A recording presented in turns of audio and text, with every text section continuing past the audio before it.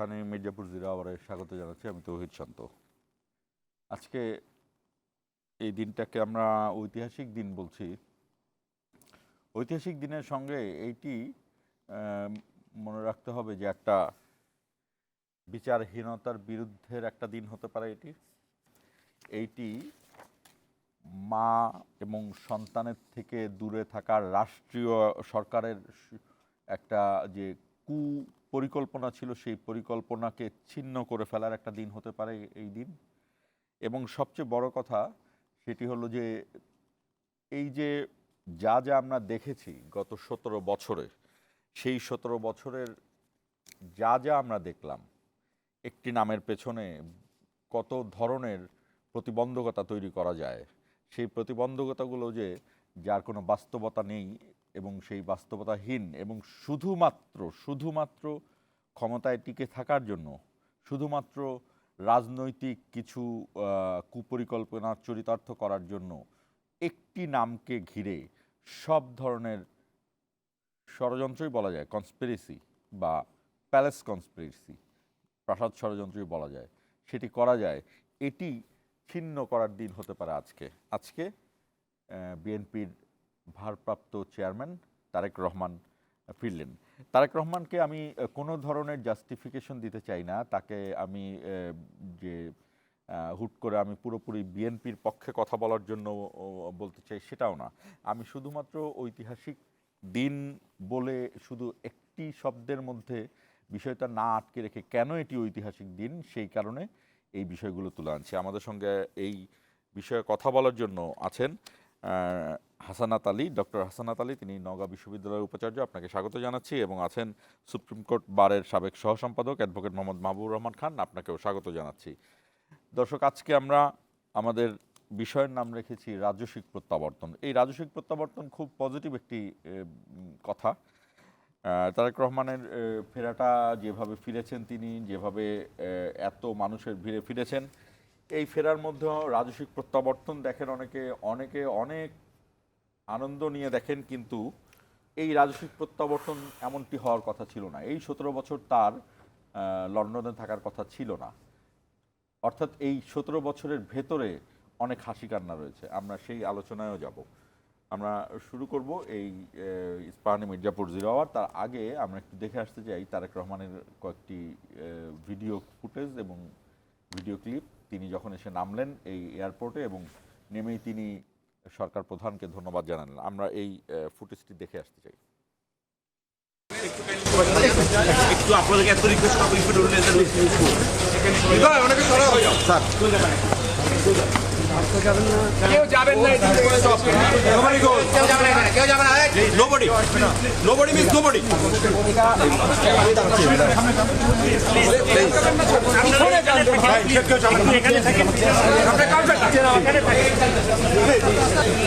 আরে নামাজ সামনে থেকে ছবি তুলে পিছন থেকে তুলে সামনে যান, সবাই পিছন না, আপনার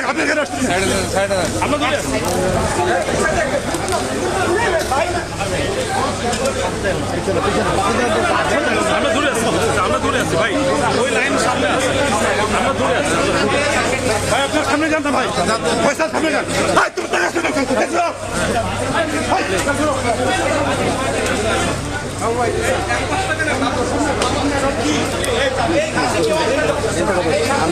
কয়বার মানা করছে ফয়সাল, আমি কয়বার মানা করছি, এখানে সরো, আগাচ্ছি না, এখান থেকে সরো। দর্শক দেখছিলেন ভিডিও ফুটেজ। হাসানাত আলী, আপনার কাছে আসতে চাই। আপনি দেখলেন একজন ব্যক্তি আসলেন, তিনি এসে এয়ারপোর্টেই তিনি এই জুতা খুলে ঘাসে পা রাখলেন। এটির মধ্যে খুব একটা আনন্দের একটা বার্তা আছে, কিন্তু আসলে এটার ইনার মিনিং কি?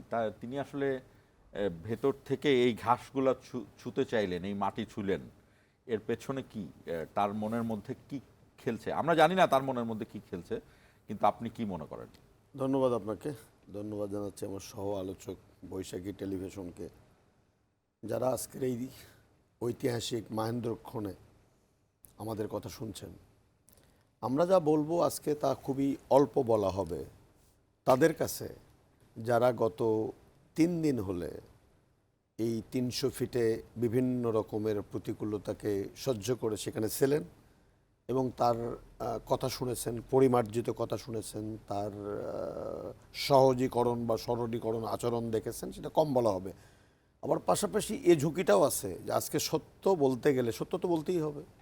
এটা অনেকেই রুষ্টও হতে পারেন বা রাজনৈতিক কর্মী হিসাবে মনে করতে পারেন, তারপরও আমি মনে করি একজন শিক্ষক হিসাবে কিছু কথা বলা দরকার। এটি সিম্বলিক একটি বিষয় যে 18 বৎসর তাকে এই মাটি, যে মাটিতে তার জন্ম হওয়া, বেড়ে ওঠা, তার শৈশব কৈশোর, সেই মাটিতে থাকতে দেওয়া হয়নি। তো সেই মাটির সাথে তার যে সংযোগ স্থাপন করা, সেটা উনি করতে চেয়েছেন।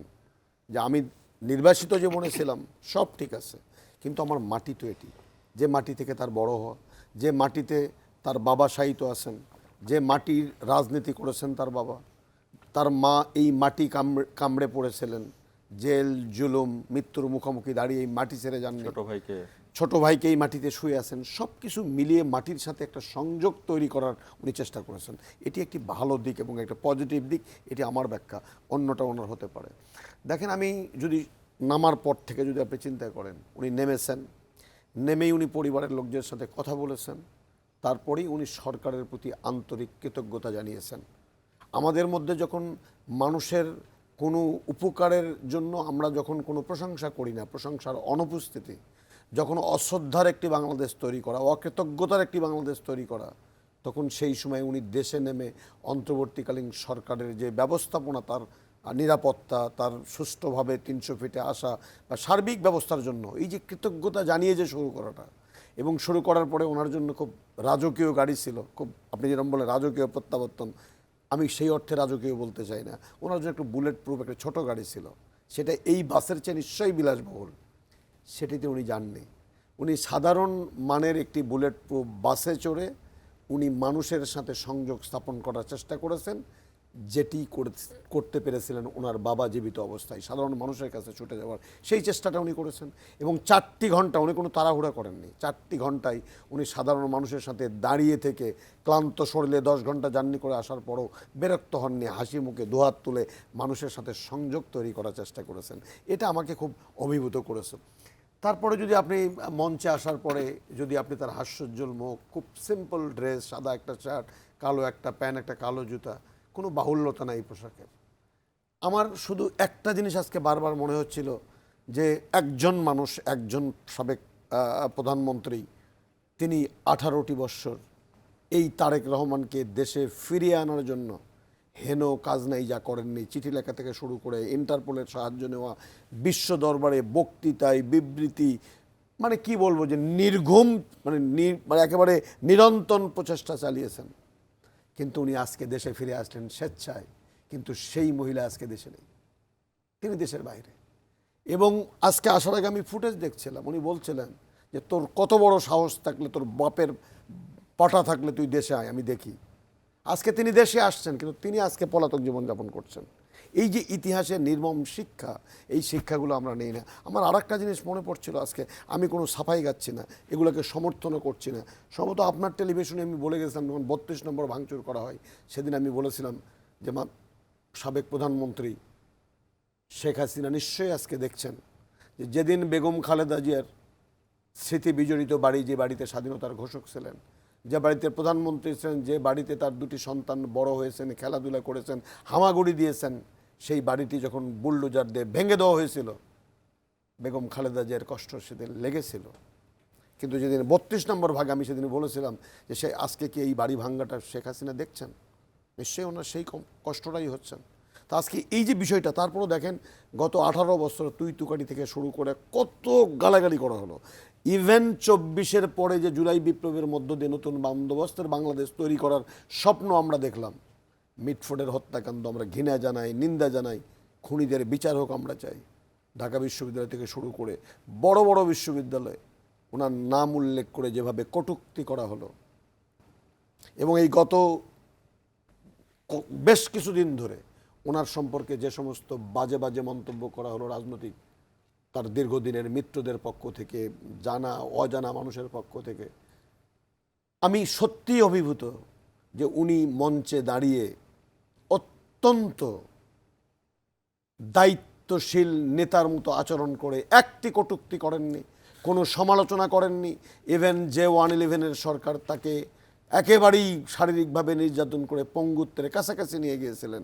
আজ থেকে 17 বছর আগে 11ই সেপ্টেম্বর 2008-এ উনি দেশ ত্যাগ করতে বাধ্য হয়েছিলেন চিকিৎসার জন্য, একটি কথা বলেননি। আমরা বরং ওনার একটু বক্তব্য- একটু একটু শেষ করি। উনি কি বললেন? শান্তির কথা বললেন 3 বার।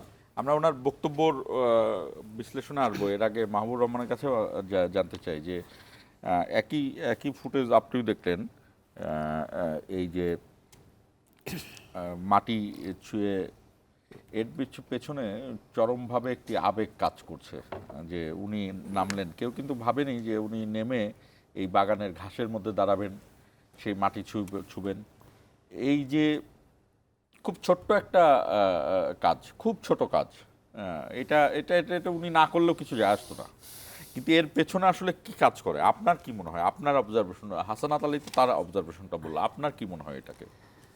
ধন্যবাদ আপনাকে এবং আমার সহ আলোচক সহ যারা দেখছেন তাদেরকে। আসলে আপনি যদি দেশের বাইরে বেড়াতে যান সেটা আপনার ভালো লাগবে, কিন্তু আপনি যদি একজন দেশপ্রেমিক হন, আপনার নেশা পেশা ধর্ম যদি হয় এরকম যে আপনি দেশের মানুষের জন্য কিছু করবেন, দেশের জন্য কিছু করবেন, এমনকি নিজের জীবনটাও দেশের জন্য বিসর্জন দেওয়ার জন্য আপনার প্রস্তুত থাকেন, ঠিক সেই সময় যদি আপনাকে দেশেই থাকতে দেয়া না হয়, আপনাকে দীর্ঘদিন দেশের বাইরে রাখা হয়, তখন প্রতিটা মুহূর্ত আপনি যত দিন দেশের বাইরে থাকবেন প্রতিদিন আপনার দেশে ফেরার একটা ব্যাকুলতা থাকবে, দেশের মাটি ছোঁয়ার একটা ব্যাকুলতা থাকবে। এটা তো আসলে মানুষের যে আবেগ, যে ইমোশন, উনি যখন ফিরছিলেন আপনারা খেয়াল করছেন কি না যে উনি আপডেট দিচ্ছিলেন, আমি বাংলাদেশের আকাশে আসছি, বাংলাদেশে নামছি, বাংলাদেশের যে মাটি ছোঁয়া, বা যে কথা বললেন যে ঢাকা এয়ারপোর্ট থেকে 300 ফিটে যাওয়ার জন্য উনি 3.5 থেকে 4 ঘন্টা, আমি রাস্তায় ছিলাম, আমি এয়ারপোর্ট রোডে ছিলাম, ওনার বাসের 2 দিক থেকে উনি মানুষকে যারা সাধারণ ছিল তাদেরকে সামনে থেকে এবং পাশ থেকে, একবার সামনে থেকে একবার পাশ থেকে উনি তাদের সাথে ইন্টারাকশন করছিলেন, তাদের হাত নাড়াচ্ছেন, হাসি মুখে তাদের সাথে কথা বলতেছেন। এই যে দেশের মানুষ এবং দেশের মাটি, এদের জন্যই তো ওনার এই দেশের উন্নয়ন, দেশের মানুষের ভাগ্য পরিবর্তন, লড়াইটা তো সেটাই। উনি হচ্ছেন জিয়াউর রহমান পরিবারের 3য় ধাপ। জিয়াউর রহমান তার জীবন বিসর্জন দিয়েছেন এদেশের জন্য। আপনি একটা জিনিস চিন্তা করেন, 26শে মার্চ কি ভয়ঙ্কর একটা সময়, কি অনিশ্চিত একটা সময় উনি স্বাধীনতার ঘোষণা দিয়েছেন। বেগম খালেদা জিয়া জিয়াউর রহমান হত্যাকাণ্ডের পরে বাংলাদেশের গণতন্ত্রের জন্য 26শে মার্চ রাতে আপনার বাংলাদেশের গণতন্ত্রের জন্য রাজপথে যেভাবে লড়েছেন এরশাদের আমলে, 90-এ গণতন্ত্র ফিরিয়ে আনার জন্য 2008 সালে 6 সালে তত্ত্বাবধায়ক সরকারের সময় আপনি দেখেন কিভাবে উনি 111-এর সরকারের সময় পুরো পরিবারকে বিসর্জন দিয়েছেন, নিজের জীবনকে বিসর্জন দেওয়ার জন্য প্রস্তুত ছিলেন শুধু এই দেশ এবং দেশের মাটির জন্য।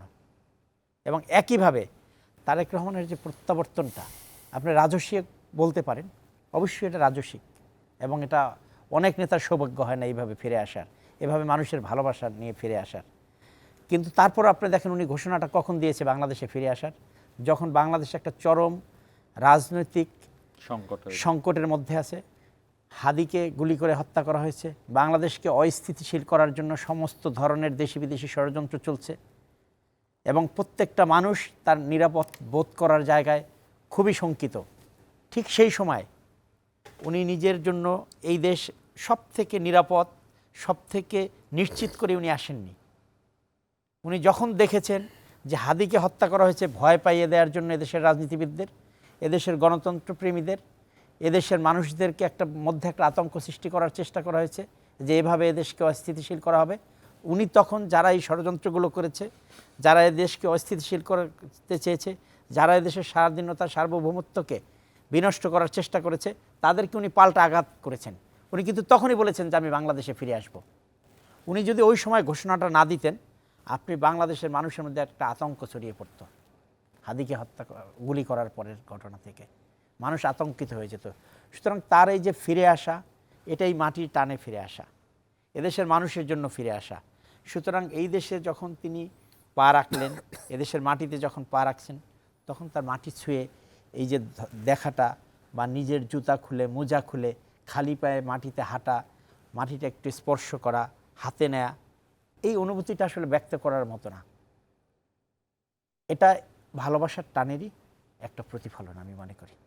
এবং সেই জায়গা থেকেই ওনার যে উদ্দেশ্য, ওনার জীবনের যে সংকল্প, আপনি দেখেন উনি বাংলাদেশে আসার পরে উনি ওখানে দাঁড়িয়ে কিন্তু যে কথা আমার সহ-আলোচক বলেছেন যে এত প্রতিহিংসার রাজনীতি চলেছে, খালেদা জিয়ার উপরে যে প্রতিহিংসার রাজনীতি, তাকে কারান্তরীণ রাখা, মামলা দেওয়া, তারপরে আপনার 111 সরকার তারেক রহমানের উপরে কি নির্মম নিষ্ঠুর নির্যাতন চালিয়েছে, তারপরে তার একটা ভাইকে একরকমের আপনার হত্যা করা হয়েছে।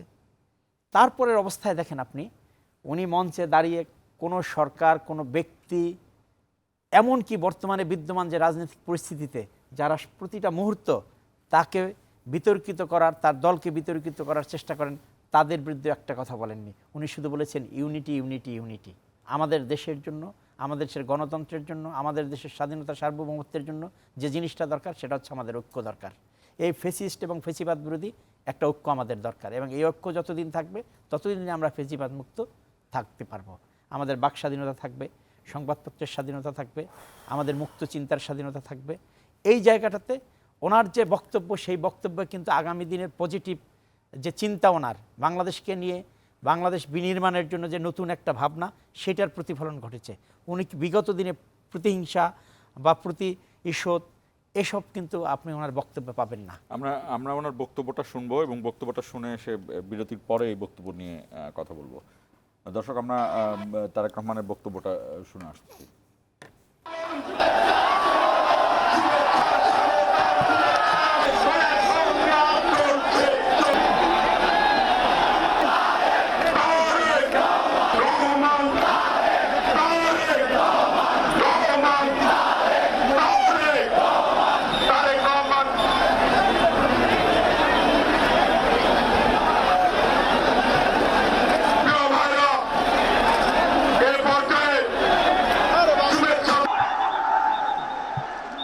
রব্বুল আলামিনের দরবারে হাজারো লক্ষ কোটি শুকরিয়া জানাতে চাই। রব্বুল আলামিনের অশেষ রহমতে আজ আমি আমার প্রিয় মাতৃভূমিতে ফিরে আসতে পেরেছি আপনাদের দোয়ায়। আজ আমাদের সময় এসেছে সকলে মিলে দেশ গড়ার। এমন একটি বাংলাদেশ গড়ে তুলব আমরা, যেই বাংলাদেশের স্বপ্ন একজন মা দেখেন, অর্থাৎ একটি নিরাপদ বাংলাদেশ আমরা গড়ে তুলতে চাই। I have a plan for the people of my country, for my country. আজ এই পরিকল্পনা দেশের মানুষের স্বার্থে, দেশের উন্নয়নের জন্য, দেশের মানুষের ভাগ্যের পরিবর্তনের জন্য।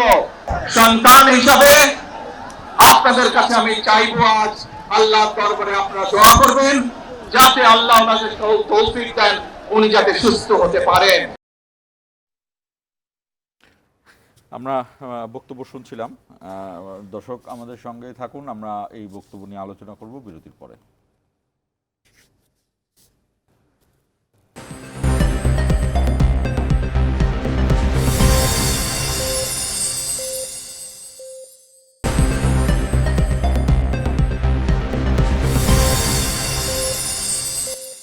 আবারও স্বাগত ইস্পাহানি মির্জাপুর জিরো আওয়ারে। হাসানাত আলী, আপনি বক্তব্য শুনছিলেন। আমরা তিনটি বিষয় আমি সেখানে উল্লেখ করি। তিনি ওঠার পরে তো স্বাভাবিক দোয়া করলেন নিজের জন্য যে তিনি ফিরে আসলেন। এরপর তিনি শরীফ ওসমান হাদির হত্যাকাণ্ডের কথা বললেন এবং এরপর বললেন যে তার লড়াইটা হবে আধিপত্যবাদের বিরুদ্ধে। স্বৈরাচার চলে গিয়েছে, কারণ নাম ধরে কিছু বলেননি, তবে তিনি মূল পয়েন্টগুলো বলেছেন যে আধিপত্যবাদের বিরুদ্ধে তার লড়াই অব্যাহত থাকবে। এবং তিনি ডক্টর মার্টিন লুথার কিং, আমরা জানি যে বর্ণবাদ বিরোধী যে নেতা, সারা বিশ্বে পরিচিত, সেই মার্টিন লুথার কিংয়ের একটি বক্তব্য ছিল I have a dream for my country and for my people.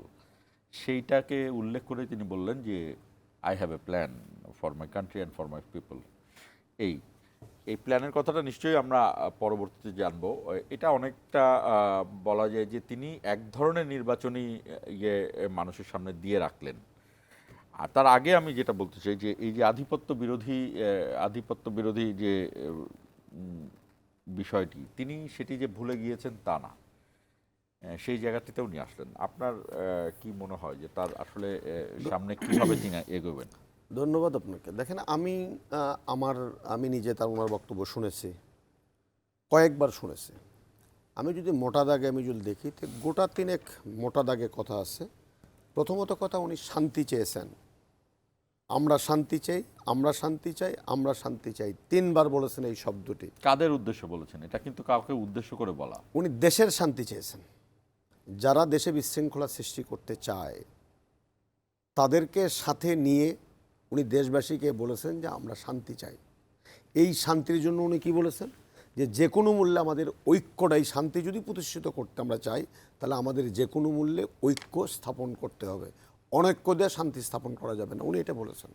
উনি আরেকটি গুরুত্বপূর্ণ কথা বলেছেন যে এই শান্তি প্রতিষ্ঠিত যদি করতে হয়, সমতল পাহাড়, হিন্দু, বৌদ্ধ, মুসলমান, খ্রিস্টান সকল ধর্মাবলম্বী মানুষদেরকে একসাথে হাদির যে আধিপত্যবাদ বিরোধী সংগ্রাম এবং গণতান্ত্রিক বাংলাদেশ বিনির্মাণের যে তার সংগ্রাম, সেই সংগ্রাম বাস্তবায়নে ঐক্যবদ্ধভাবে কাজ করতে হবে। তাহলে উনি ঐক্যের কথা বলেছেন।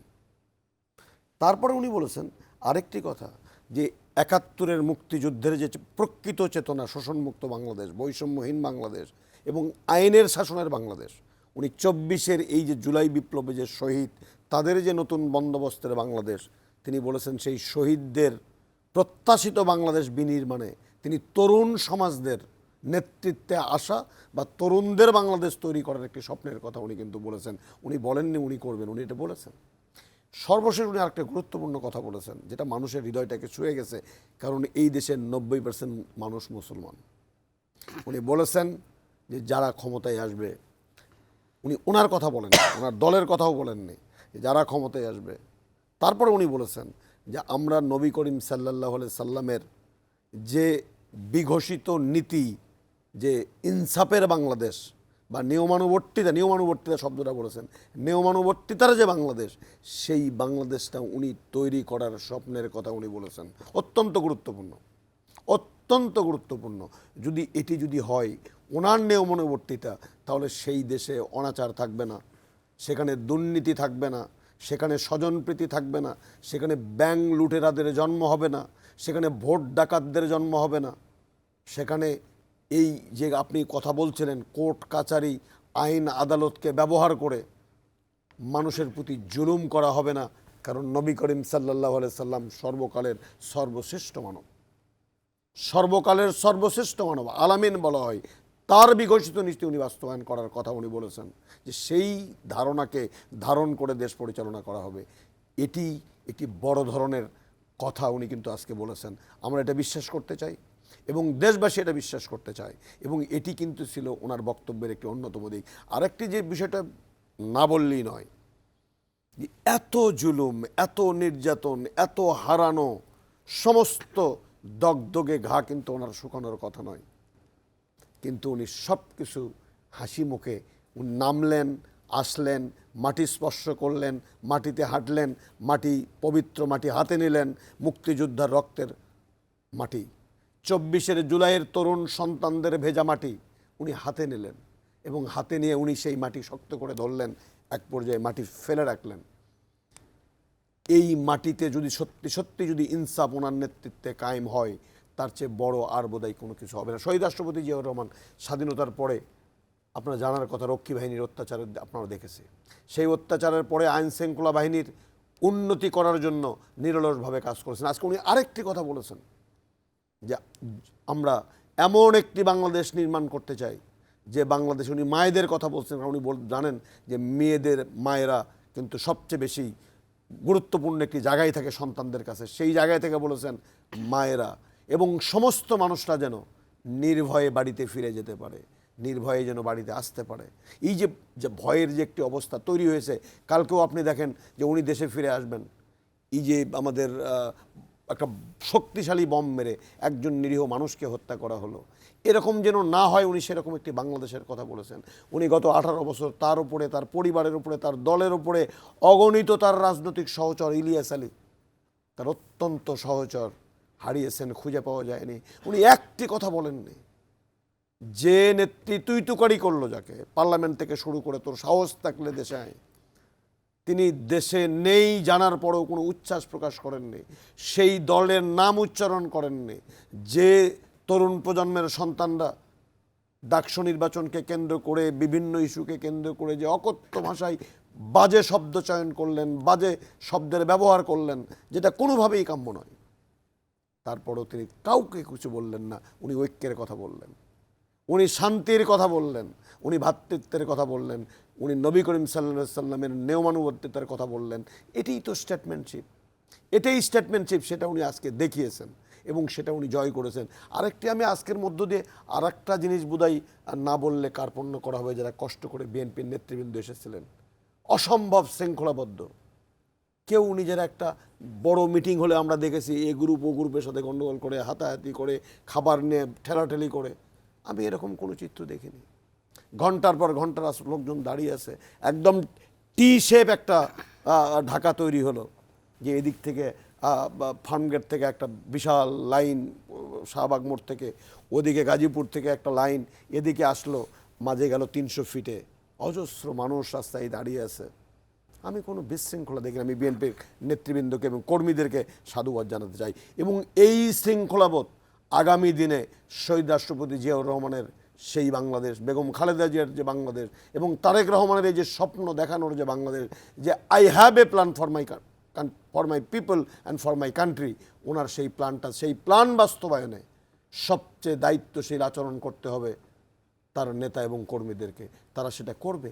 এবং যদি শৃঙ্খলাবদ্ধ থাকে, নিয়মানুবদ্ধতা থাকে এবং নেতৃত্বের প্রতি যদি আনুগত্য, আজকে যেটা তারা দেখিয়েছেন সারা বাংলাদেশের মানুষ যে নেতৃত্বের প্রতি শ্রদ্ধা এবং আনুগত্য প্রদর্শন করেছেন, এটি যদি অব্যাহত রাখতে পারে বিএনপি, তা আমি তো মনে করি যে আগামী দিনে উনি যে স্বপ্নের ঝান্ডা আজকে উড়িয়েছেন 300 ফিটে, সেটি সম্ভব বাস্তবায়ন করা, সেই বাস্তবায়ন হবে। মাহবুবুর রহমান খান, আপনিও ভাষণটা শুনেছেন, আপনার কাছে কি মনে হয় যে খুব স্বল্প সময়ের ভাষণ?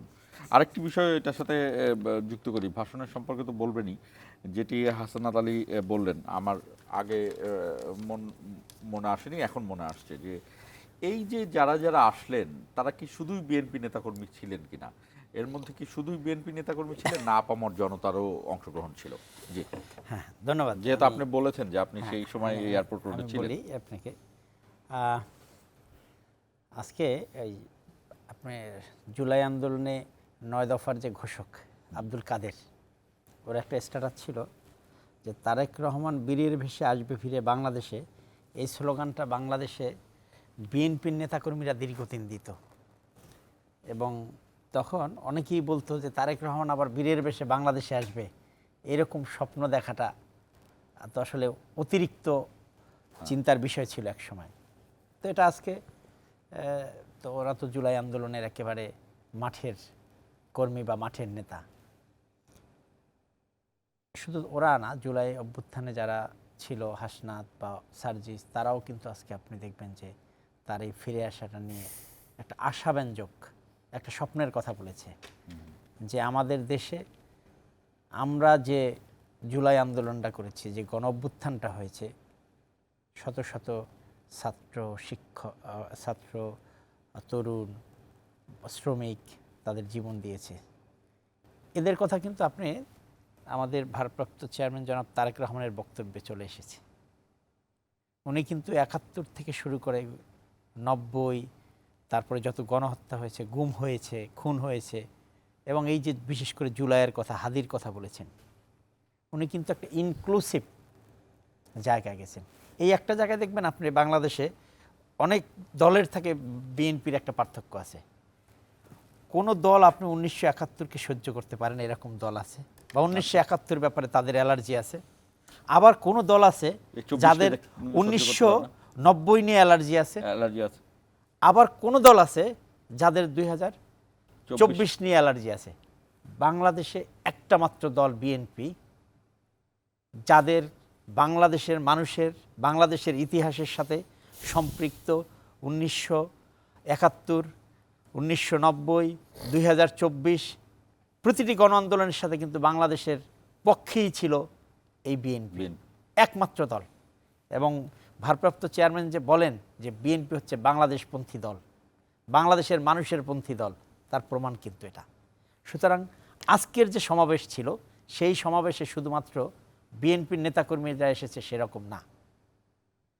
আজকে তারেক রহমানের এই যে বাংলাদেশে ফিরে আসাটা, এটা শুধু একটা দলের বা জিয়াউর রহমানের পরিবারের মানুষের প্রত্যাশা ছিল না।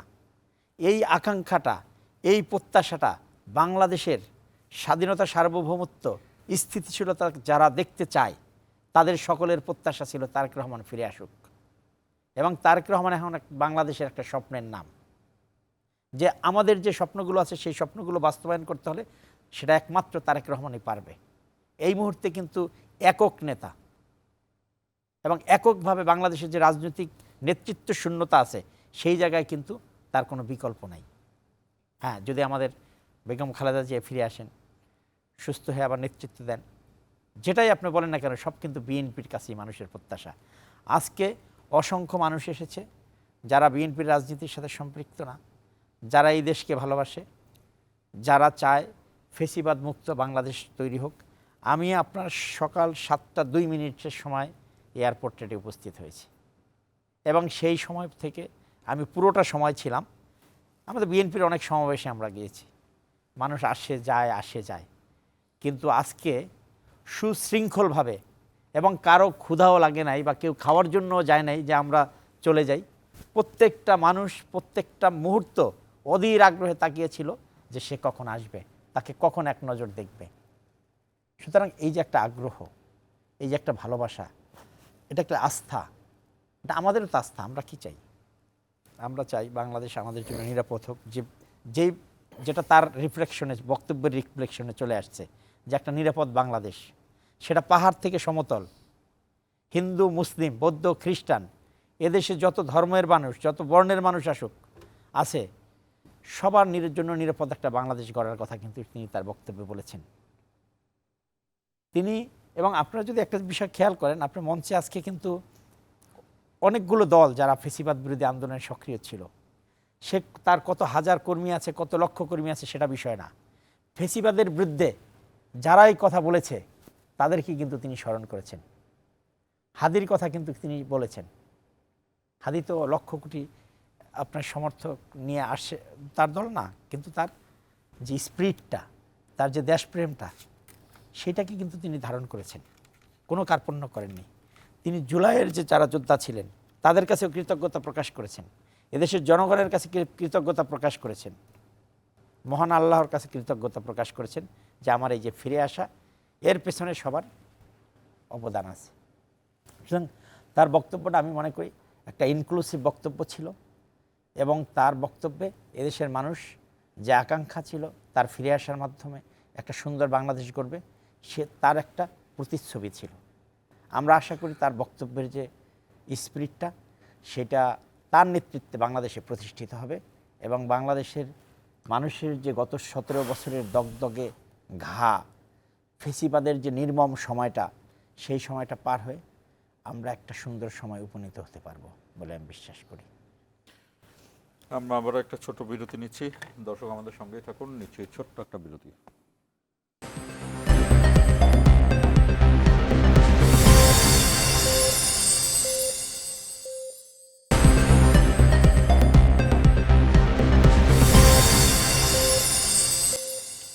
আবারও স্বাগত ইসমানী মির্জাপুর জিরাওয়ার। আমাদের অনুষ্ঠানটি কিন্তু ফেসবুকে এবং ইউটিউব পেজে সরাসরি সম্প্রচারিত হচ্ছে, আপনারা চাইলে কিন্তু সেখানেও কমেন্ট করতে পারেন। হাসনাত আলী, আপনার কাছে আসতে চাই যে কথাটি আমি শুরুতে বলেছিলাম, যে এই রাজস্বিক প্রত্যাবর্তন বলেন, আমাদের নেতৃত্বের অভাব বলেন, এগুলো সবই আমাদের। কিন্তু যদি আমরা ইংরেজিতে একটা কথা বলি ইমপ্যাথি, সিম্প্যাথি না ইমপ্যাথি, মানে যদি তারেক রহমানের অনুভূতিকে আপনি নিজের সমানুভূতিতে নিতে চান, এই যে তার নামে শত শত মামলা, এবং এই মামলাগুলো দিয়ে সেই মামলায় কখনো তার নাম, কোনো কোনো মামলায় তার নামই ছিল না, কিন্তু আবার চার্জশিট বদল করে সেখানে আবার সেই নাম প্রবেশ করানো এবং সেই নামের এই মামলার রায় ঘোষণা করা, এই জায়গাগুলোকে আপনি কিভাবে দেখেন? আমি মাহবুব রহমান খানের কাছে আসবো লিগালি ইয়ে করতে। হাসনাত আলী, আপনার কাছে আমি এই জায়গার সামাজিক এবং রাজনৈতিক প্রেক্ষাপটটা জানতে চাই যে, এবং একটি মামলাও কিন্তু প্রমাণ হয়নি। দেখেন, বাংলাদেশি জাতীয়তাবাদের যে রাজনীতি, সেই রাজনীতিতে দীর্ঘদিন ধরে একটা বড় ধরনের নেতৃত্ব শূন্যতা আছে। বেগম খালেদা যে অসুস্থ, দীর্ঘমেয়াদী অসুস্থ, আমি তার সুস্থতা কামনা করছি। তারেক রহমানের দেশে ফিরে আসার মধ্য দিয়ে সেই নেতৃত্বে শূন্যতার যে জায়গাটুকু, এটা খুব ভালোভাবে এটা পূরণ হবে আগামী দিনে। আমি আপনাকে দুটো কথা বলি। আজকে কালবেলাতে আমার একটা লেখা আছে আর কি, প্রত্যাবর্তন এবং জনপ্রত্যাশা। তার মধ্যে আমি দুটি কথা বলেছিলাম। যে প্রথমত, যে কোনো রাজনৈতিক নেতা যখন নির্বাসিত জীবনযাপন করতে বাধ্য হন এবং দীর্ঘদিন পরে যখন তিনি নিজের দেশে ফিরে আসেন, তখন তার সামনে দুটি পথ খোলা থাকে। একটি হলো প্রতিহিংসা, জিঘাংসা এবং বদলা নেওয়া। আরেকটি পথ খোলা থাকে, সেটি হলো ঐক্যের অবস্থার দিকে হাঁটা। যে উনি সবাইকে ইনক্লুসিভ, যেটা ইনক্লুসিভের কথা বললেন, যে সবাইকে নিয়ে ক্ষমা করে দিয়ে আবারও নতুন করে সামনের দিকে পথ চলা। যারা প্রতিহিংসা নেন, গণতন্ত্র বিপন্ন হয়, দেশের অখণ্ডতা বিনষ্ট হয় এবং তাদের মধ্যে ভ্রাতৃত্ববোধের এবং সংঘাতের একটা দীর্ঘমেয়াদী সংকট তৈরি হয়। আর যদি আপনি ঐক্যের পথে হাঁটেন, সবাইকে নিয়ে যদি আপনি চলেন, তাহলে আপনি অমরত্ব লাভ করতে পারেন এবং দলীয় নেতার পরিচয় থেকে আপনি জাতীয় নেতায় আবির্ভূত হতে পারেন। আমি মনে করি তারেক রহমান সেই দ্বিতীয় পথটাই বেছে নিয়েছেন। উনি শুধুমাত্র দলীয় নেতার পরিচয়ে থাকতে চাননি, বরং উনি এই যে সবাইকে, পাহাড় থেকে সমতল, হিন্দু থেকে মুসলমান, বৌদ্ধ থেকে খ্রিস্টান, সবাইকে শান্তির বাংলাদেশ তৈরি করার আহ্বানের মধ্য দিয়ে উনি ইনক্লুসিভ রাজনীতি করার যে একটি বার্তা মানুষকে দিতে পেরেছেন। এবং এই দেওয়ার মধ্য দিয়ে আজকে আপনি সারা বাংলাদেশের আনাচে কানাচে রাস্তাঘাটে তার এই বক্তব্য কিন্তু প্রশংসিত হয়েছে। শুধু দেশে নয়, আপনি বিদেশে যদি বিবিসি বলেন, এপি বলেন, তারপরে রয়টার্স বলেন, তারা রীতিমতো বলেছে যে বাংলাদেশের সম্ভাব্য প্রধানমন্ত্রী। তার বক্তব্য, তার আচরণ এবং তার কথার মধ্য দিয়ে আমি একটু করে নেই, যে বলছে যে যারা দীর্ঘদিন মানে নির্বাসনে থাকার পর ফেরত আসার পরে দুইটা পথ, একটা হচ্ছে প্রতিহিংসার আর একটা হচ্ছে ভালোবাসার বা ঐক্যের দেশ গড়ার। তো দ্বিতীয়টার কথা তো আজকে বললেন, প্রথমটার কথাটা আমি বলি। শেখ হাসিনার প্রত্যাবর্তনের পর কিন্তু শুধু আমরা প্রতিহিংসার রাজনীতি দেখেছি এবং তার প্রতিহিংসাই কিন্তু গত 17 বছরে এই দেশের যে ভয়াবহ পরিণতি। একটা তো প্রতিহিংসা আর একটা হচ্ছে দেশ গড়া। প্রতিহিংসাটা শেখ হাসিনা কিন্তু ভালো উদাহরণ।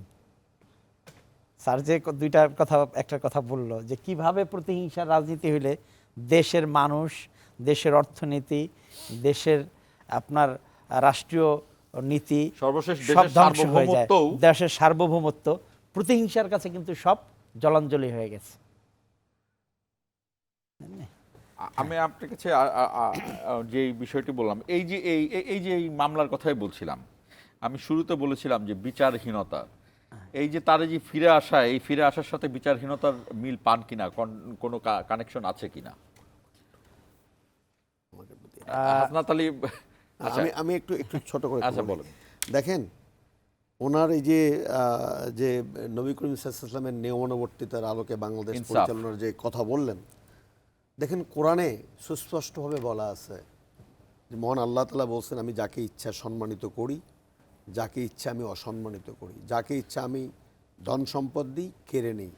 আজকে এই যে এত মামলা দেওয়া হলো, কোনো মামলা প্রমাণ করা যায়নি। আমি তো যে বললাম যে 18 বছর তাকে দেশে আনার জন্য আপনি অপচেষ্টা করেছেন, আপনি দেশ থেকে বিতাড়িত। উনি আজকে স্বেচ্ছায় দেশে এসেছেন, লক্ষ লক্ষ মানুষ ঘন্টার পর ঘন্টা রাতের শীতকে উপেক্ষা করে উনি ওয়েলকাম করেছেন। এটা তো এই আলোচনার ফয়সালাকারী তো মহান রব্বুল আলামিন, এবং তিনি সেই ফয়সালাটা করে দিয়েছেন একেবারে সুস্পষ্টভাবে। আমি শুধু এতটুকু আপনাকে বলি, চাইলেই কেউ কাউকে ছোট করতে পারে না, পারা যায় না, এবং সেটাই প্রমাণিত হয়ে গেছে আজকের তারেক রহমানের এই ফিরে আসার মধ্যে। আপনি জানেন যে তার নামে কতগুলো মামলা ছিল, এবং আপনি এটা জানেন যে মামলায় মামলায় চার্জশিটে তার নাম নেই, কিন্তু চার্জশিট বদলিয়ে তার নাম ঢুকানো হয়েছে। আমি তারেক রহমানকে কোনো ধরনের জাস্টিফাই করতে চাচ্ছি না, না আমি কিন্তু আমি তার পক্ষে বিপক্ষেও কথা আমি বলতে চাচ্ছি আমি না। এই জায়গাটাতে একটু বলি। দেখেন, একটা সরকার যখন ফেসিবাদী চরিত্রে যায় বা তার ফেসিবাদী নীতিটা বাস্তবায়ন করতে চায়, তখন তার প্রতিপক্ষকে নির্মূল করার অনেকগুলো টুলস থাকে। তার মধ্যে শেখ হাসিনা মামলার যে টুলসটা সেটা বেছে নিয়েছিল। বিএনপির লক্ষ লক্ষ নেতাকর্মীর বিরুদ্ধে তিনি লক্ষ লক্ষ মামলা দিয়েছেন, এমনকি আমার বিরুদ্ধেও 14টা মামলা ছিল।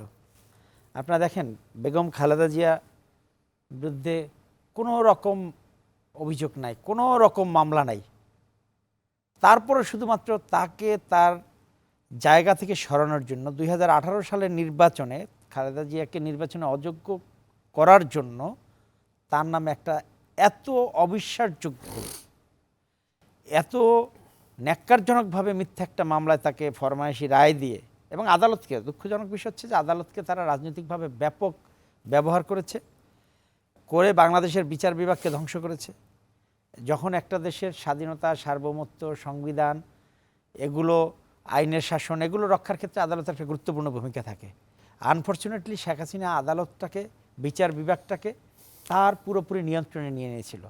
নেওয়ার কারণে সে ইচ্ছা মতো যখন মনে হয়েছে বেগম খালেদা জিয়াকে সাজা দিয়েছে, যখন মনে হয়েছে বিএনপির ভারপ্রাপ্ত চেয়ারম্যান তার রাজনৈতিক প্রতিপক্ষ হিসেবে দাঁড়িয়ে যাওয়ার সম্ভাবনা আছে, তখন তার বিরুদ্ধে মামলা দিয়েছে। আমাদের ভারপ্রাপ্ত চেয়ারম্যানের বিরুদ্ধে 84টা মামলা দেওয়া হয়েছিল। আপনি বলেন কয়টা মামলা প্রমাণিত হয়েছে? যে মামলা প্রমাণিত করার চেষ্টা করা হয়েছিল সেই মামলাগুলোতে যেভাবে আপনার কনফেশনাল স্টেটমেন্ট নেওয়া হয়েছে, যার নেওয়া হয়েছে তাকে মৃত্যুর মুখোমুখি দাঁড় করিয়ে তার দ্বারা স্বীকৃতি আদায় করা হয়েছে, এবং সেটা সে স্বীকার করেছে যে আমি এইগুলো বলতে চাইনি, আমাকে এইরকম জায়গায় নিয়ে এরকম অত্যাচারের মাধ্যমে, মুফতি হান্নান, আমাকে এই কাজগুলো করানো হয়েছে। এগুলো ছিল বেসিক্যালি বেগম খালেদা জিয়া, বিএনপি এবং বিএনপি পরিবার, বিএনপির ভারপ্রাপ্ত চেয়ারম্যান যেহেতু আগামী রাজনীতির সম্ভাবনা, আগামী রাজনীতির নেতৃত্বে আসতেছেন, সুতরাং তাকে যে মামলাগুলো দেওয়া হয়েছিল এগুলো সবই ছিল রাজনৈতিক হয়রানিমূলক মামলা এবং প্রতিপক্ষকে ধ্বংস করার মামলা। আমি হাসনাত আলীর কাছে একটু অন্য রকমের একটা কথা বলতে চাই। আসলে তারেক রহমান যে এরকমভাবে দেশের নেতৃত্বে চলে আসবেন, এটা মনে হয় শেখ হাসিনা সবার আগে বুঝতে পেরেছিলেন। না, শেখ হাসিনা বুঝতে পেরেছিলেন মানে শেখ হাসিনা প্রচণ্ড ভয় পেতেন ওনাকে। হ্যাঁ, এই বুঝতে পারাটার কথাই তো বললাম। ভয় পাইতেন। দেখেন, আমি একটু ভিন্ন একটা কথা আপনাকে আমি বলতে চাই যে তারেক রহমান দেশে ফিরে আসার পরে যে মানুষের উচ্ছ্বাস, ওনার কাছে মানুষের যে প্রত্যাশার জায়গাটা, এবং উনি মানুষের মধ্যে যে স্বপ্ন জাগিয়েছেন আজকে ওই হেমিলনের বাঁশিওয়ালার মতো, সেটি বাস্তবায়ন করার জন্য দল হিসাবে এবং তারেক রহমানকে সফলতার দ্বার প্রান্তে নিয়ে যাওয়ার জন্য দল হিসাবে বিএনপির নেতাকর্মীর দায়িত্ব কিন্তু অনেক বেশি। উনি কি বলেছেন যে প্রত্যেকটি মা বোন এবং জনগণ পাহাড় সমতল তারা যেন নির্ভয়ে তাদের বাড়িতে ফিরে যেতে পারে।